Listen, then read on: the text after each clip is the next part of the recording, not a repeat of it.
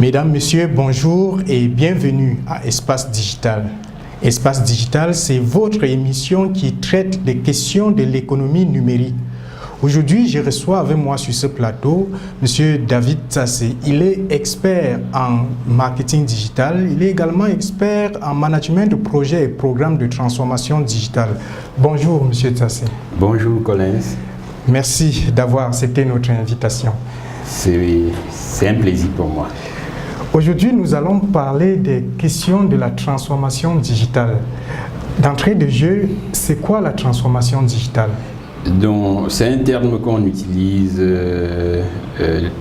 beaucoup dans la littérature managériale depuis quelques années.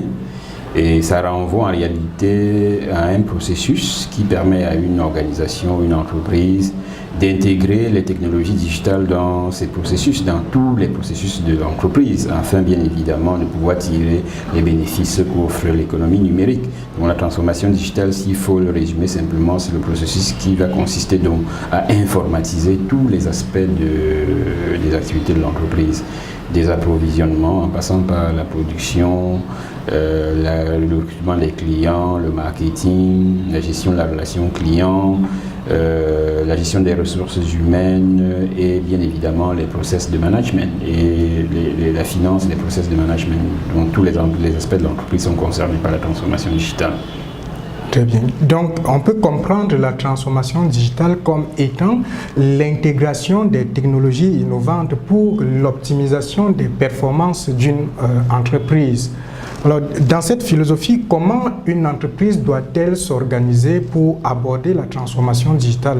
En d'autres termes, les étapes qu'il faut suivre pour intégrer avec succès un programme de transformation digitale. Disons que la transformation digitale, c'est quand même un processus plus ou moins complexe qu'il faut aborder avec beaucoup de sérieux.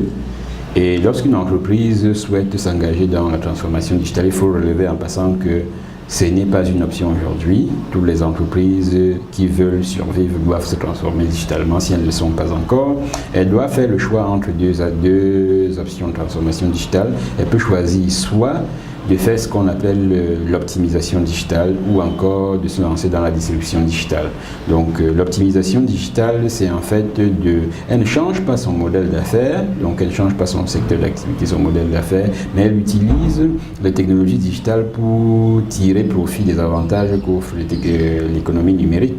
Elle peut par exemple utiliser les services numériques, les technologies numériques pour offrir de nouveaux services, pour atteindre de nouveaux marchés, et ainsi de suite, ou pour améliorer la performance d'un certain nombre de choses. C'est par exemple, c'est le cas pour une entreprise qui décide par exemple aujourd'hui d'intégrer le marketing digital dans ses options pour acquérir des clients, ou encore de mettre pour une université de décider qu'il existait de diviser qu'en plus des cours en présentiel, dans les salles de classe, elle va faire des cours de manière virtuelle, donc l'e-learning. Donc nous allons parler à ce moment-là d'optimisation digitale. Et à côté de ça, il y a, comme je l'ai dit, la disruption digitale. La disruption digitale procède d'une autre stratégie. Il s'agit d'entrer de développer un business model innovant, un modèle d'affaires innovant qui n'existait pas en utilisant les technologies digitales. Et quand on opte pour la disruption digitale, ça veut dire en réalité qu'on veut déstabiliser le marché, on veut créer un nouveau cadre, on identifie des besoins des clients et qu'on utilise la technologie digitale pour les satisfaire, de manière à ce qu'on ait un modèle d'affaires qui est innovant. Vous voyez par exemple les entreprises comme Uber aujourd'hui, qui est un exemple Airbnb, il y a à leur époque Google, Facebook, qui sont venus dans des secteurs avec des modèles d'affaires qui n'existaient pas et qui ont déstabilisé les acteurs qui existaient dans le marché.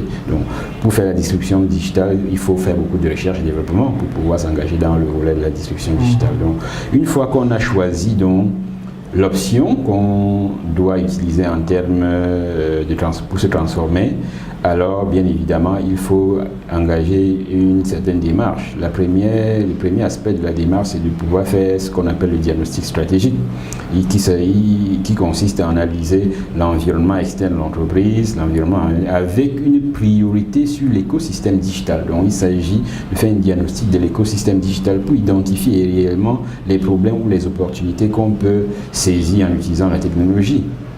Et dès qu'on a fait ce travail, on doit élaborer donc la stratégie de l'entreprise pour pouvoir entrer dans le numérique et de manière opérationnelle élaborer la vision de la structure d'entreprise avec les capacités qu'il faut développer pour arriver à ce stade-là. Une fois qu'on a fait ce travail, on sait exactement que voilà comment notre entreprise, une fois transformée digitalement, voilà à quoi ça va ressembler, voilà comment ce sera.